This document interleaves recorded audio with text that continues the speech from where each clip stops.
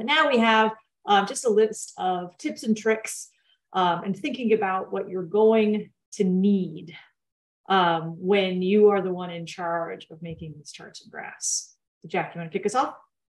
Absolutely. Color and style is key. So keep in mind that depending on the type of presentation you're doing, there might be guidelines.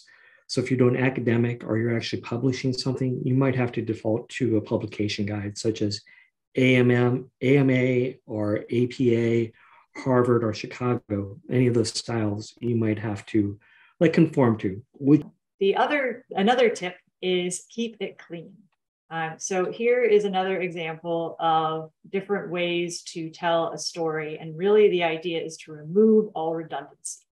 So the image on the left, you can see that it doesn't even have a left axis with tick marks because you have all the answers you need by looking at the bars. You don't also need to then add, it's like, what can you remove? It's like, try to find as much white space as possible. Another tip, succinctness. I can't say it, Patty. Succinctness. Succinctness. Be brief, be bright, be gone. Mm-hmm. Succinctness. Okay. Succinctness. In 2, in 1. Oh, we're keeping this. Oh, Jack, we're keeping this. Succinctness. Moving on. So also consider the pre-attentive attributes such as color, form, and passion. So passion, see, I just messed up. Position. And you also want to accommodate for color vision deficiency with red or green. So okay, the next point is avoid using challenging charts. Think about what you want to express and select a graphic that supports that expression effectively. Tell a story. Don't sacrifice on the complexity in your visuals. And then also, you can treat things as part of a story. Like you can treat the charts and graphs as part of the story. Infographics are huge these days. So here's some examples of what Jennifer and I had done with Data Wonderment.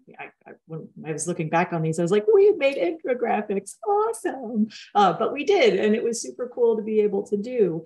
And I think, well, I'll be telling Ellie we need some more of these.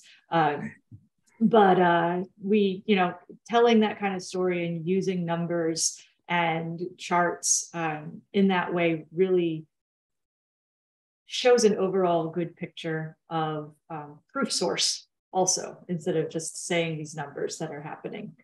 You can proof source it. Okay, and then lastly, coach your audience through the visuals so they can interact with the data without making common slips or mistakes.